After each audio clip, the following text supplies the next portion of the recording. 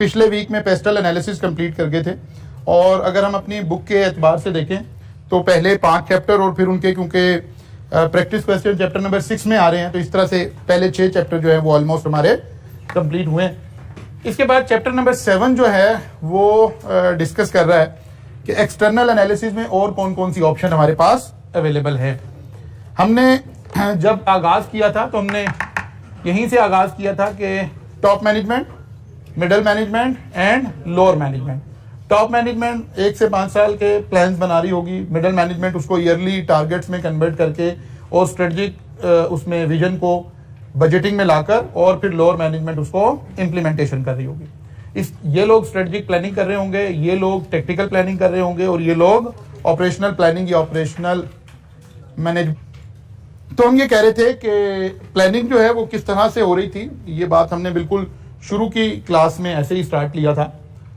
और फिर हम आगे चले, हमने कहा स्ट्रेटजी से क्या मुराद है, कॉर्पोरेट स्ट्रेटजी आ जाएगी, बिजनेस स्ट्रेटजी आ जाएगी और फंक्शनल स्ट्रेटजी आ जाएगी। इसके ऊपर अब हम इन चैप्टर्स के अंदर डिस्कशन शुरू करेंगे। फिर हमने कहा था जब मैनेजरियल एनालिसिस हो रहा होगा तो इंटरनल एनालिसिस हो रहा होगा और एक्सटर्नल। और हमने स्टार्ट किया था कहां से, एक्सटर्नल एनालिसिस से, क्योंकि किताब के पहले 7 चैप्टर आपको एक्सटर्नल एनालिसिस सिखाते हैं और चैप्टर नंबर 8 जो है वो फिर हमें इंटरनल एनालिसिस सिखाता है। एक्सटर्नल एनालिसिस में government policies, customer, supplier, economic condition, rivals, इनके डाटा को क्या चीजें हमारी फेवर में जा रही हैं और क्या चीजें हमारी फेवर से नहीं जा रही हैं, ये बातें हमने डिस्कस की थी। फिर अगर हम मॉडल्स के बाहर से देखें तो एक्सटर्नल के अंदर 2 हिस्से थे। पहले 6 चैप्टर पेस्टल एनालिसिस थे जिसे लास्ट टाइम हम कंप्लीट करके थे। आज हम स्टार्ट करने जा रहे हैं पोर्टर 5 फोर्सेस को। फिर वो ये सारी बातें हमने डिस्कस कर ली हुई है कि इंटरनल एनालिसिस क्या है, एक्सटर्नल एनालिसिस क्या है, ये सारी बातें हमने डिस्कस की हुई हैं। नाउ हम अच्छा यहां से शुरू कर लेते हैं। Strategic position reflect choice a company makes about the kind of value it will create and how that will be created differently from rivals. ये मैं स्लाइड अभी आपको लेक्चर के बाद सेंड कर दूंगा। वो कह रहा है जी हम एक टर्म इस्तेमाल करेंगे actually, competitive advantage. Competitive advantage के 2 मीनिंग है। कंपनीज मस्ट, अच्छा कंपेटिटिव एडवांटेज को हम 2 एंगल से देखते हैं।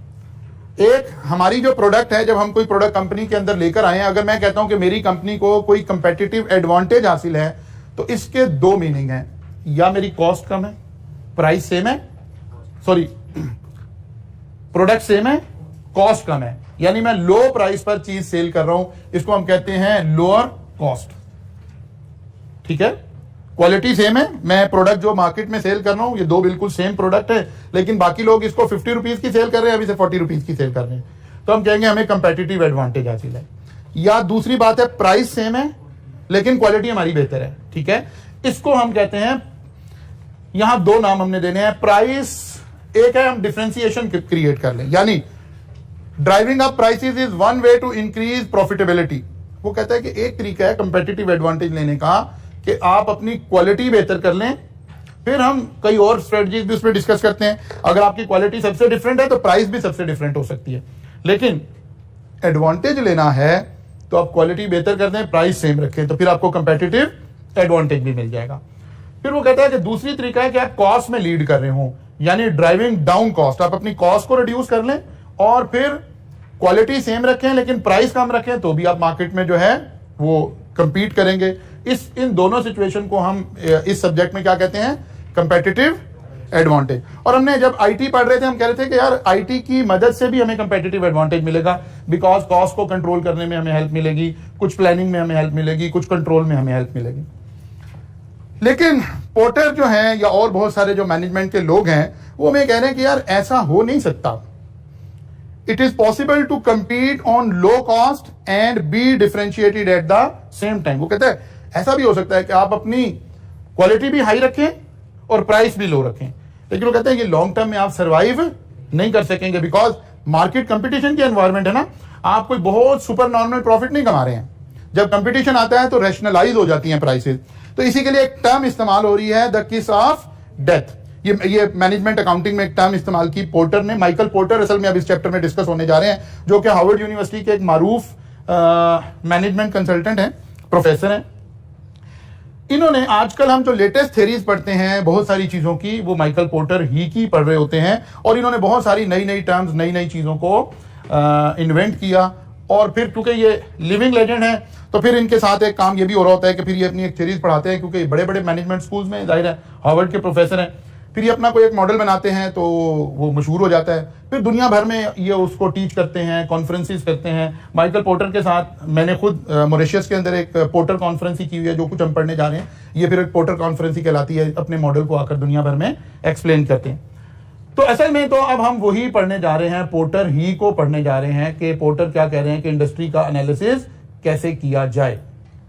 वो कहते हैं कि इंडस्ट्री का एनालिसिस करने के लिए इसको हम कहते हैं porter 5 forces. Porter 5 forces is the framework that help analysing the level of competition with in a certain industry. किसी इंडस्ट्री में अगर हमें लेवल ऑफ कंपटीशन मालूम करना हो, ये देखना हो कि यार इस इंडस्ट्री में इन्वेस्टमेंट करनी है तो यहां इस इंडस्ट्री के हालात क्या हैं, लेवल ऑफ कंपटीशन क्या है, क्या हमें कोई बड़ा खास सुपर नॉर्मल प्रॉफिट्स मिलने वाले हैं, या कंपटीशन बहुत ज्यादा है, कंपटीशन बहुत कम है। ये चीजें देखने के लिए माइकल पोर्टर ने अपना एक मॉडल पेश किया। अब फिर हमें वही इस मॉडल को जब भी लिखना पड़ेगा, जब भी इसके ऊपर क्वेश्चन आएगा तो हमें कोई 2 3 4 लाइंस रिक्वायर्ड होंगी ना, तो ये वो लाइंस आपको यहां से मिल जाएंगी। It is specially useful when starting a new business, या तो आप इस बिजनेस में एंटर होने जा रहे हैं तो आप पोर्टर 5 फोर्सेस एनालिसिस करके आप देख लें कि यार मुझे इस इंडस्ट्री में घुसना चाहिए या नहीं घुसना चाहिए। और when entering a new industrial sector, किसी नए सेक्टर में, सेक्टर से मुराद क्या है, जैसे टेक्सटाइल सेक्टर, शुगर सेक्टर, ठीक है ना, home appliances sector, electronic sectors, ये सेक्टर्स है। वो कहता है according to this framework competitive does not only come from competitor. वो कहते हैं कंपटीशन सिर्फ कंपेटिटर से नहीं आता, rather the state of the competition in industry depend on 5 forces. Porter ने असल में यही एक्सप्लेन किया था कि जब हम ये चाहते हैं कि किसी बिजनेस का एनालिसिस करें, अब ये क्योंकि ये मॉडल्स हैं, हमें इसमें अपना जहन बहुत ज्यादा नहीं इस्तेमाल करना। पोर्टर ने बताया भाई आप ये काम करना चाह रहे हो तो ये काम ऐसे हुआ करेगा, ठीक है। उसने कहा जी नंबर 1, जब आप किसी इंडस्ट्री का एनालिसिस करना चाह रहे हैं, पोर्टर 5 फोर्सेस का एनालिसिस करना चाह रहे हैं, दीज 5 फोर्सेस विल कंट्रीब्यूट, कि आपको पता चले कि यार ये इंडस्ट्री कैसी है, मुझे यहां पैसा लगाना चाहिए या नहीं लगाना चाहिए। वो कहते हैं सबसे पहले चेक करें थ्रेट ऑफ न्यू एंट्रेंट्स क्या है। कोई भी बंदा मुंह उठा के ये काम शुरू कर सकता है या नहीं कर सकता। कोई लाइसेंसिंग रिक्वायरमेंट है, कोई रेगुलेटरी रिक्वायरमेंट है, कोई हाई कैपिटल की रिक्वायरमेंट है, या शवारमा पॉइंट की तरह कोई भी बंदा है, थोड़े से पैसे खर्चे और जनाब शाम को किसी भी जगह पे वो शवारमे का बिजनेस शुरू कर दे, या ऐसे है। तो ये एक पॉइंट आ गया। वो कहते हैं threat of new entrance check करना है हमने। Number 2, bargaining power of suppliers. Suppliers की बार्गेनिंग पावर क्या है, बार्गेनिंग पावर ऑफ बायर क्या है। फिर उन्होंने कहा थ्रेट ऑफ सब्स्टिट्यूट प्रोडक्ट्स, ठीक है, थ्रेट ऑफ सब्स्टिट्यूट प्रोडक्ट। और फिर उसने कहा एग्जिस्टिंग इंडस्ट्री ड्राइवर। देखा 5 चीजों का एनालिसिस करने की जरूरत है जब हम किसी बिजनेस का ये देखना चाहते हैं कि ये ल्यूक्रेटिव बिजनेस है, ये बड़ा जबरदस्त बिजनेस है, इसमें हमें घुस जाना चाहिए, या बड़ा टफ कंपटीशन वाला बिजनेस है, इसमें कोई बड़ा खास मार्जिन नहीं है, लोग अपने वॉल्यूम्स की वजह से सर्वाइव कर रहे हैं, लेकिन बज़ाहिर लोग पैसा भी कमा रहे हैं, लेकिन मार्जिन बहुत ज्यादा नहीं है। पोर्टर कहते हैं कि ये काम करना हो तो आपको इस तरह से 5 चीजों को पहले एवेल्युएट कर लेना चाहिए। अच्छा जी, यहां फिर वही पोर्टर से रिलेटेड हमें कोई 4-5 लाइन लिखनी पड़ गई, तो इन 2 स्लाइड का मकसद सिर्फ और सिर्फ ये बताना है कि यार यहां से कुछ सेंटेंसेस आपने याद कर लेने हैं, और यहां से आपको पता चलेगा कि कोई ओपनिंग पैराग्राफ, कोई 3-4 लाइन अगर हमें लिखनी पड़ गई हैं तो वो हमें कहां से मिला करेंगे। ठीक होगी बात ना। असल में तो काम क्या होगा, सबसे पहले हमें समझना है कि थ्रेट ऑफ न्यू एंट्रेंट से क्या मुराद है। New entrant in an industry bring new capacity and desire to gain market share. वो कह रहे जितने लोग कारोबार शुरू करेंगे, हर आदमी मार्केट शेयर हासिल करने की कोशिश करेगा। इसका मतलब है ये इटसेल्फ क्या क्रिएट कर रहा है, कंपटीशन क्रिएट कर रहा है। The seriousness of the threat depends on the barrier to enter a certain industry. ये टर्म हमने यूज करनी है, ये लफ्ज हमने एग्जाम में लिख कर आना है, barrier to enter.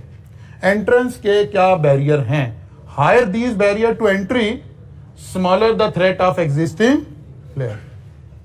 Existing player को उतना ही थ्रेट कम होगा, और अगर बैरियर कोई नहीं है तो फिर कोई भी बिजनेस में आता जाएगा, कोई भी बिजनेस में आता जाएगा। हर आने वाले दिन में ये बिजनेस पहले से ज्यादा कंपटीशन में आएगा, पहले ही प्राइस बड़ी रैशनलाइज है और कंपटीशन बढ़ते बढ़ते बढ़ते बढ़ते और रैशनलाइज हो जाएंगी।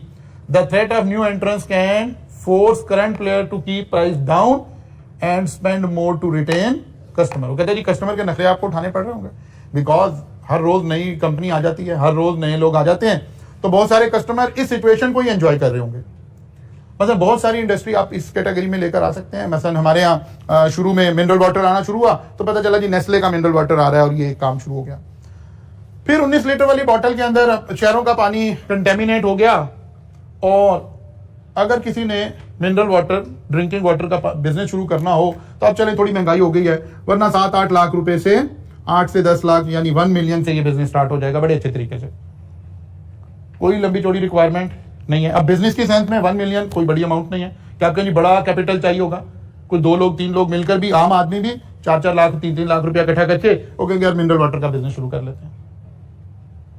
कोई और काम, वो कहते कुछ भी नहीं करना भाई, बॉटल परचेज करें, यहाँ से पानी भर भर के देते रहे। इस मुल्क में खास कोई पूछने छूछने वाला तो है कोई नहीं। चले वो थोड़ा सा पंजाब फूड अथॉरिटी आई, उसकी कोई लंबी चौड़ी रिक्वायरमेंट नहीं थी। एक पाकिस्तान स्टैंडर्ड है, पाकिस्तान स्टैंडर्ड, वो लैब थोड़ा सा उसकी रिक्वायरमेंट हाई थी, लेकिन उसके अंडर फिर ये वाटर शॉप्स नहीं की गवर्नमेंट ने, इसे पंजाब फूड अथॉरिटी के अंदर दे दिया। अब होता क्या, आपके महल्ले में, आपके इलाके में हर दूसरे महीने एक नया वाटर वाला एंटर हो रहा है। अब वो बेचारा समझता है कि यार देखो मैं किसी तरीके से कस्टमर को कैप्चर करता हूं। वो जाता है, वो जाके कहता है भाई ये बॉटल भी मेरी तरफ से ले लें। अब ये बॉटल ही उसको 700-800 रुपए की मिल रही है, लेकिन वो बेचारा इन्वेस्टमेंट करता है कि यार आप ये बॉटल ले लें हमारे से, हम आपसे बॉटल की कोई सिक्योरिटी नहीं ले रहे, कुछ नहीं ले रहे, आप हमारा पानी इस्तेमाल करना शुरू कर दें। अच्छा, कस्टमर यूज टू हो गया, वो 3 महीने से पानी लेता है, तीसरे महीने कोई और आ जाता है, फिर उसके पास स्विच कर जाता है, फिर उसके पास ना कोई स्विचिंग कॉस्ट है, ना कोई थ्रेट ऑफ एंट्री बैरियर है। कोई भी आएगा, कोई भी ऐसे काम शुरू कर देगा। तो पता चलेगा कि माइकल पोर्टर कह रहे हैं इस तरह के बिजनेसेस बहुत ज्यादा अच्छे और ल्यूक्रेटिव नहीं हो सकते, ये बड़े कंपटीशन वाले बिजनेस बन जाएंगे और अल्टीमेटली आप इसमें कोई खास पैसा नहीं कमा रहे होंगे। अब ये एक लाइन हमें चाहिए एग्जाम में threat of new entry barrier बताने के लिए, एक लाइन चाहिए। फिर गिवन क्वेश्चन में से हमें कुछ डाटा देखना है जहां से हम इसको इवैल्यूएट कर सकें। ये उसी तरह मैंने हाईलाइट कर दिया। Number 1, time and cost of entry.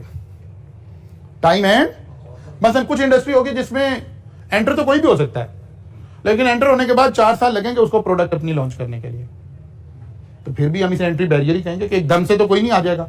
लेकिन यहां तो मिनरल वाटर का आप प्लांट का ऑर्डर करें, वो सारी रात लगा के, चलो बहुत भी दिन होंगे तो 7 डेज के अंदर अंदर आपका मिनरल वाटर लॉन्च हो जाएगा। आज आप डिसाइड करें कि गार्डन टाउन में हमने मिनरल वाटर लॉन्च करना है, 1 मिलियन आपकी पॉकेट में हो, 7 डेज आपके पास हो, तो ये काम हो जाएगा।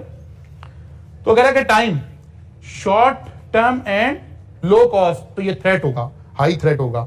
अगर क्विकली वो चीज आ जाती है, पैसे भी कम लगते हैं, टाइम भी कम लगता है, तो इसका मतलब हुआ थ्रेट ऑफ न्यू एंट्रेंस क्या है, हाई है।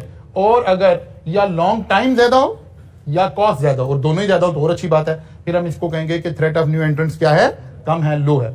दूसरा आ गया बिल्डिंग अ ब्रांड। क्या कोई पूरा ब्रांड बिल्ड करके कोई काम कर सकेगा, या बस प्रोडक्ट लाए और बेचना शुरू कर दें? तो अगर तो ब्रांड बिल्डिंग रिक्वायर्ड है कि लोग कहते हैं कि नहीं यार भाई इसमें हमने ये ऐसी प्रोडक्ट है, हमने किसी अच्छे ब्रांड की लेनी है, पैसे खर्चने हैं तो किसी ठीक चीज पर खर्चने हैं, तो फिर भी आप कह सकते हैं कि थ्रेट जो है वो लो है। और अगर ब्रांडिंग नहीं रिक्वायर्ड है, अगर बिल्डिंग अ ब्रांड रिक्वायर्ड है, ये उल्ट लिखा गया, ये उधर जाना चाहिए, तो थ्रेट क्या हो गया, लो हो गया, थ्रेट लो हो गया। और अगर ब्रांड बिल्डिंग रिक्वायर्ड नहीं है तो थ्रेट हाई है। बात समझ आ रही है ना? क्योंकि कोई कंपनी आएगी, अपना ब्रांड बनाएगी, सर्व करेगी, तो ये तो it will take some time, तो फिर तो न्यू एंट्रेंट्स के लिए दुश्वारी है। तो ये अदर वे राउंड है, इसको हम स्विच कर लेंगे। Specialist knowledge required, specialist knowledge अगर रिक्वायर्ड है तो थ्रेट ऑफ न्यू लो है, और अगर नहीं रिक्वायर्ड है तो हाई है। ठीक है। इकोनॉमी ऑफ स्केल्स, कोई ऐसा बिजनेस है जो बड़े पैमाने पे करेंगे तो फिर वायबल है, छोटे पैमाने पे करेंगे तो वायबल नहीं है। तो कहता है इकोनॉमी ऑफ स्केल अगर रिक्वायर्ड है तो लो है, और अगर economy of scale not required है तो हाई है। अच्छा, ये ना इसको ऊपर से मैं चेंज कर दूंगा जब करूंगा, आप इसे पहले समझ लें, ये उल्ट लिखी हुई बात है। इकोनॉमी ऑफ स्केल नहीं, ठीक है, ये ठीक लिखिए। नॉट रिक्वायर्ड का मतलब है आप थोड़ी चीजें बनाएं, ज्यादा बनाएं, आपकी कॉस्ट सेम ही आ रही होगी। इकोनॉमीज ऑफ स्केल रिक्वायर्ड है। मसलन इसकी एग्जांपल ऐसे लीजिए, आपकी जो बेवरेज इंडस्ट्री है, बेवरेजेस इंडस्ट्री के अंदर जो पेट बॉटल है, ठीक है, उसको हम कहते हैं कि इसमें कंपटीशन हाई है। इसीलिए आपको पेट बॉटल में बहुत सारी कंपनी के ड्रिंक नजर आ रहे होंगे, 1/2 लीटर 1.5 लीटर, बहुत सारी कंपनी नजर आ जाएंगी, लोकल ब्रांड भी नजर आ जाएंगे, लेकिन टिन पैक में नजर नहीं आ रहे होंगे, बिकॉज टिन पैक में इकोनॉमीज ऑफ स्केल रिक्वायर्ड है, हाई कैपिटल रिक्वायर्ड है। हर आदमी टिन पैक में बॉटल अपनी प्रोड्यूस नहीं कर सकता। हत्ता के पाकिस्तान अभी तक, आज की तारीख तक, कोक के पास भी अपना टिन पैक का प्लांट नहीं है। हमारी पाकिस्तान में अब से 2-3 साल पहले तक जो टिन पैक था वो लोकली मैन्युफैक्चर्ड नहीं आता था, वो वही 450 ml वाला आता था जो कि इंपोर्ट होता था। ठीक है, फिर एक कंपनी आई, बल्कि वो एक मेरे जाने वाले की कंपनी है, एक पावरफुल के नाम से एक एनर्जी ड्रिंक आया। ठीक है, ये कुछ पाकिस्तानी थे, हॉलैंड में बड़े अरसे से रह रहे, इन्होंने को पैसा इकट्ठा किया, इन्होंने एक प्लांट लगाया पाकिस्तान में आके। ये फर्स्ट अपना पहला प्लांट था जो इन्होंने पावरफुल एक एनर्जी ड्रिंक के लिए लगाया। लेकिन ये अपना एनर्जी ड्रिंक तो इतना खास, शुरू में इन्होंने एडवर्टाइज किया लेकिन कोई बड़ा नहीं चला सके। रेड बुल के मुकाबले में इन्होंने पावरफुल लॉन्च किया था, लेकिन फिर कोक ने इन्हें अप्रोच कर लिया। उन्होंने कहा यार आपका पावरफुल तो चल कोई नहीं रहा, तो आप हमें प्लांट आउटसोर्स करते हैं, हम पाकिस्तान से अपनी बेवरेजेस में टिन पैक लॉन्च कर देते। तो जो स्लिम वाला टिन पैक उस प्लांट पर बनना शुरू हुआ। फिर कोक अपनी डिमांड पूरी कर लेता है, फिर इन्होंने और कंपनी को भी आउटसोर्स करना शुरू कर दिया। तो अभी तक पाकिस्तान में वो सिर्फ एक प्लांट मौजूद है। इकोनॉमीज ऑफ स्केल रिक्वायर्ड हैं, इसीलिए आपको टिन पैक में बहुत सारी बॉटल्स नजर नहीं आती। तो थ्रेट ऑफ न्यू एंट्रेंस क्या है? लो है। ठीक होगी बात जी? जी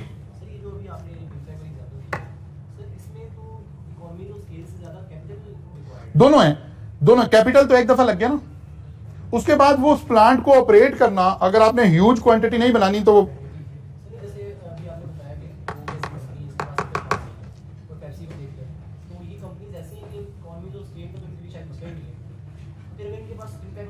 इसका मतलब है इसको हम ऐसे इंटरप्रेट कर रहे हैं, इस वक्त हम ऐसे इंटरप्रेट कर रहे हैं, हम आगे चल के इसी एग्जांपल को उधर भी इंटरप्रेट करेंगे कि हाई कैपिटल इंटेंसिव भी है। लेकिन ये क्या है कि आपने कैपिटल लगा दिया है लेकिन आपका वॉल्यूम कम है, आप तब भी ये प्रोडक्ट नहीं बना सकेंगे। ठीक है ना, इस प्लांट को रन करने के लिए भी एक लार्ज प्रोडक्शन रन रिक्वायर्ड है। एक ह्यूज वॉल्यूम में आप प्रोडक्शन ले सकते हैं, अदरवाइज नहीं ले सकते। इसी तरह आ गया जी technology protection for existing firm. वो कहते हैं कोई मैंने कहा इसको मैं ठीक कर दूंगा, हाई लो में अभी इसको ठीक करके आपको कॉन्सेप्चुअली समझ लें। ठीक है, technology protection for existing firm, patent, design, copyrights, इनका स्टेटस क्या है? अगर इनका स्टेटस अच्छा है आपकी कंट्री में, तो आप अगर कोई चीज अपनी पेटेंट करवा लेते हैं, कॉपीराइट करवा लेते हैं, तो फिर न्यू एंट्रेंस उसको कॉपी नहीं कर सकेगा। इसका मतलब है रिस्क ऑफ न्यू एंट्रेंस क्या हो जाएगा? लो हो जाएगा। और अगर कोई पूछने वाला नहीं है, कोई भी कॉपी करके सेल कर सकता है, तो न्यू एंट्रेंस का पोटेंशियल हाई हो जाएगा। अभी इस वक्त इधर से हमने इसको देख रहे हैं। प्रोडक्ट डिफरेंशिएशन, अगर आपकी प्रोडक्ट डिफरेंट है, अलग अलग है, एक है होमोजीनियस टाइप की प्रोडक्ट है, लोग कहते हैं कि पानी पीना किसी भी कंपनी का पी सकते हैं, तो फिर यहां थ्रेट ऑफ न्यू एंट्रेंट बहुत ज्यादा है। और अगर प्रोडक्ट डिफरेंशिएशन है, एटलीस्ट ऐसी डिफरेंशिएशन है कि अगर प्रोडक्ट डिफरेंशिएशन एग्जिस्ट करती है, ये सब कुछ लिखा होता है, ऊपर हेडिंग सिर्फ चेंज होने वाली है। तो अगर प्रोडक्ट डिफरेंशिएशन एग्जिस्ट करती है तो न्यू एंट्रेंट्स का बैरियर, रिस्क कम है, बिकॉज आपको एक टेस्ट बर्ड्स आपके एक टेस्ट पे चले जाएंगे।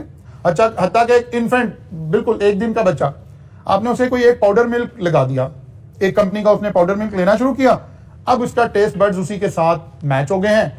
अब आप किसी दूसरी कंपनी पे स्विच करें तो ये 3 दिन का 4 दिन का बच्चा वो मिल्क यूज नहीं करेगा, बिकॉज प्रोडक्ट डिफरेंशिएट कर रहे हैं, उसके टेस्ट बर्ड्स उसको बता रहे हैं कि कोई और मिल्क आ गया। अगर कोई ऐसी प्रोडक्ट्स हैं जिसमें हम यूज टू हो जाते हैं, फिर नई नई प्रोडक्ट आ भी रही हैं तो हमें कोई खास फर्क नहीं पड़ रहा। जैसे हो सकता है आप चाय की कोई पत्ती घर में यूज कर रहे हैं, अब चाय के बहुत सारे ब्रांड आ गए, लेकिन आप कहते हैं यार मेरा टेस्ट अब उसी से इस्टेब्लिश हुआ। आप स्मोकिंग खुदा ना खास्ता कर रहे हैं और आपको स्मोकिंग का किसी एक उसके ब्रांड के साथ आप अटैच हो गए हैं, तो मुराद ये है कि अगर तो हमारे टेस्ट बर्ड्स और वो चीज प्रोडक्ट डिफरेंशिएशन के साथ है तो फिर थ्रेट क्या है, नहीं है तो फिर क्या है?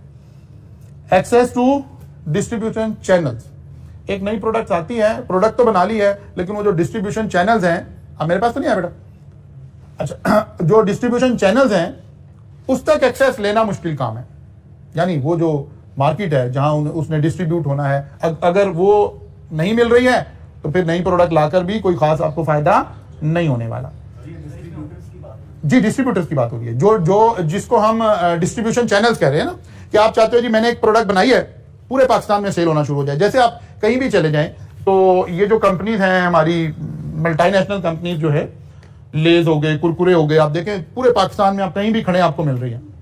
आपने चिप्स तो बना ली है, लेकिन क्या इस चैनल से भी आपके ताल्लुकात हैं कि जो हर पान शॉप, हर खोके, हर जगह पूरे पाकिस्तान में कहीं खड़े हो वहां ये चीज नजर आए? तो लेस बनाना हो सकता है आसान हो, लेकिन उस डिस्ट्रीब्यूशन चैनल तक जाकर हर ग्रोसरी स्टोर वाले को कायल करना कि आपके कुरकुरे भी वहां पड़े हो, आपके लेस भी वहां पड़े हुए हो, ये एक मुश्किल काम होगा। तो इसका मतलब है यहां भी हम थ्रेट ऑफ न्यू एंट्रेंस जो है वो क्या कर रहे होंगे, लो है, क्योंकि हर आदमी के बस का ये काम नहीं होगा। कैपिटल रिक्वायरमेंट भी देखें इधर ही आ गई है, क्योंकि अब हमने 5 कैटेगरीज बनानी है ना, तो भले आप उधर इकोनॉमीज ऑफ स्केल से करें या कैपिटल से करें, अगर कैपिटल रिक्वायरमेंट हाई है तो फिर जाहिर है हर आदमी मुंह उठा के काम नहीं कर सकेगा, और अगर थोड़ा सा कैपिटल चाहिए तो फिर कोई भी बंदा ये काम शुरू कर देगा। एक्सेस टू नेसेसरी इनपुट्स, जो चीजें जिनसे हमने ये चीजें बनानी है वो हर एक की एक्सेस में है, अगर है तो बिल्कुल ठीक है, कोई प्रॉब्लम नहीं है। इसका मतलब है कि threat of new entrance high है, और अगर अदर वे राउंड है तो हम इसे लो बोल देंगे। मसलन अगर हम इसी को देखें, आपके यहाँ आकर सबसे पहले शुरू किया कि अभी अगर हम कोई 3-4 साल पीछे चले जाएं, 4 इयर्स बैक चले जाएं, चलें 5 कर लेते हैं, लेकिन 5 ज्यादा है वैसे, 3 to 4 इयर्स बैक चले जाएं तो हमारे यहाँ पाकिस्तान में ये जो मैकडोनल्ड, KFC, जो भी इंटरनेशनल चेन्स जो फ्राइज आपको प्रोवाइड कर रहे थे, फ्रेंच फ्राइज जो प्रोवाइड कर रहे थे, ये हमारे मुल्क में नहीं बन रही थी। लैम वेस्टर्न एक मोस्ट रिनाउंड कंपनी थी हॉलैंड की, वहां से ये प्रोडक्ट्स इंपोर्ट होती थी, और ये सब KFC, मैकडोनल्ड, ये सब लोग वही सेल कर रहे थे।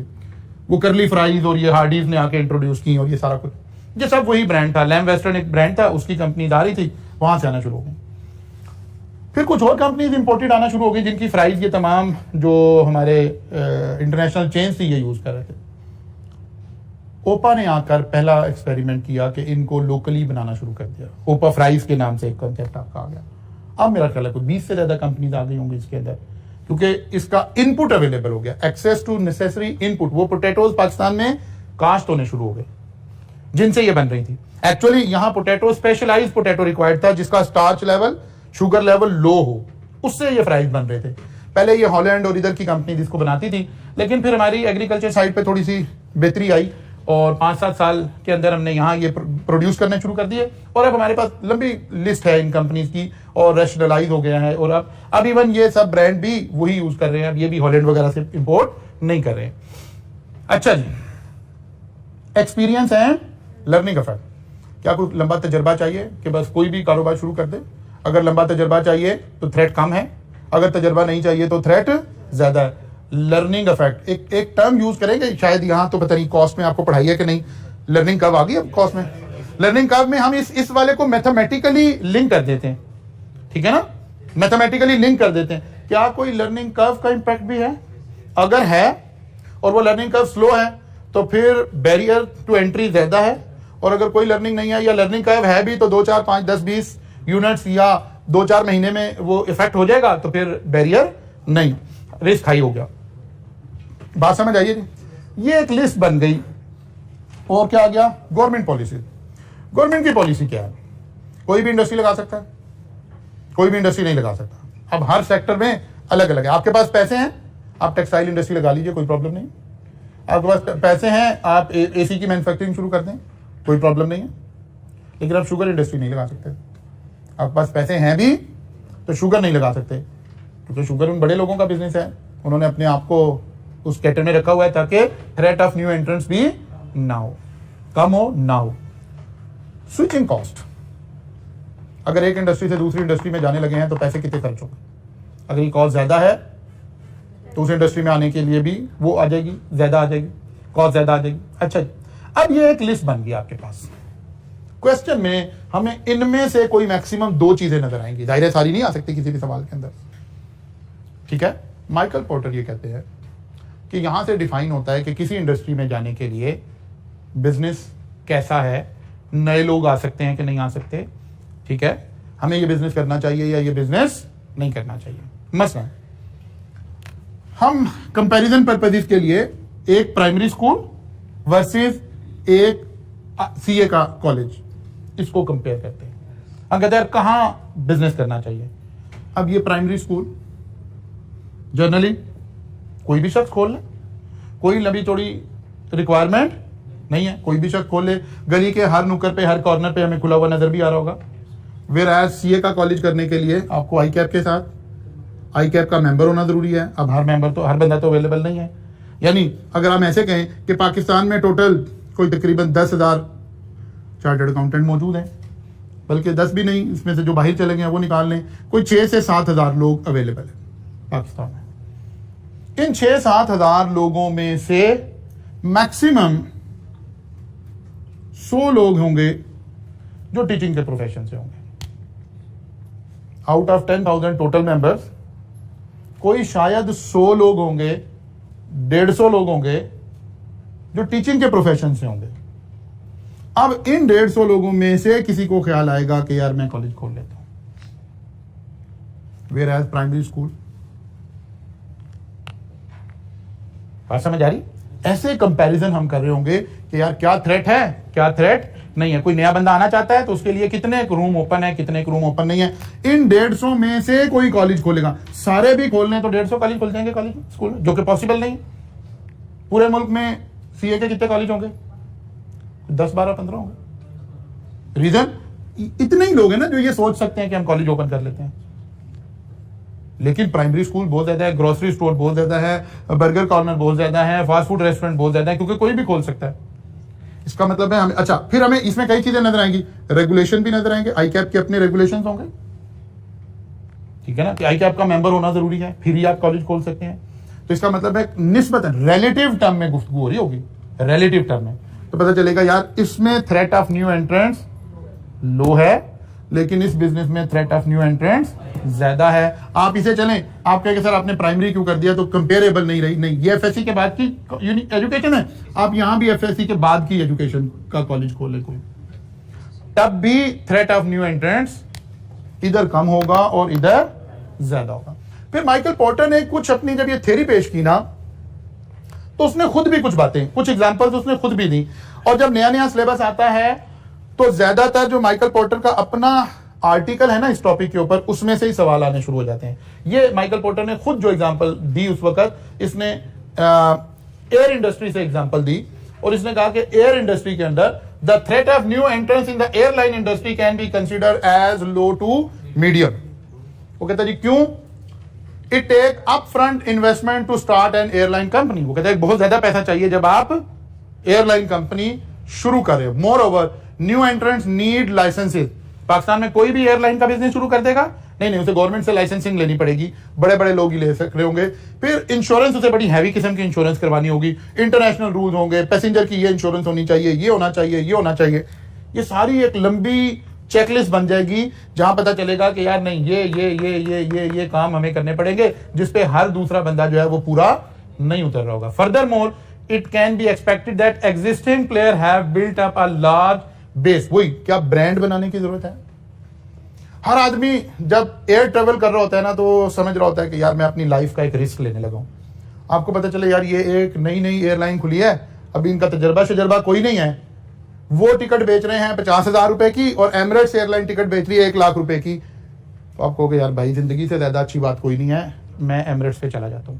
वो हमने अभी पीछे पढ़ा था कि क्या ब्रांड बनाने की जरूरत है, तो इस इंडस्ट्री में ब्रांड बनाने की जरूरत है। इसमें हिस्ट्री भी काउंट हो रही होती है। जब कोई एयरलाइन अपने आप को अपग्रेडेड एयरलाइन कह रही होती है तो वो कैसे आपको स्टेटिस्टिक्स देती है?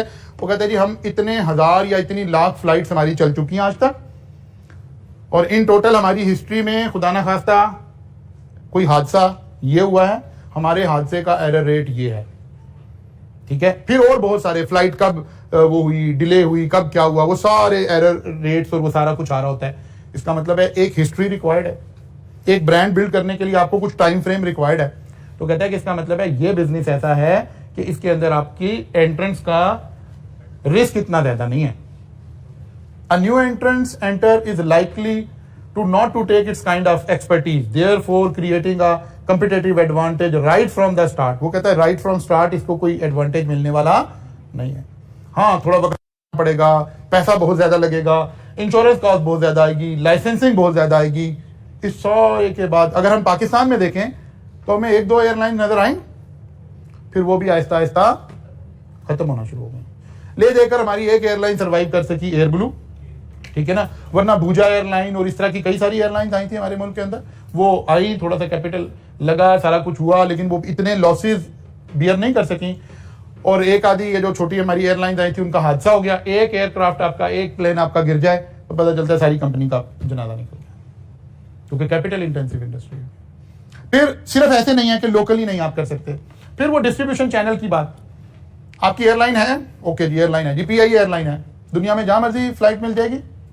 नो, आपने देखा पिछले बड़े लंबे अरसे तक यूरोप ने हमारी फ्लाइट पर पाबंदी लगा रखी कि जनाब वो पायलट का हमारा एक इशू बन गया और उसकी बाद वो सारा, इसका मतलब है वही, इसको ऐसे समझें कि डिस्ट्रीब्यूशन चैनल, क्या हर एयरपोर्ट आपको लैंड करना अलाउ करेगा?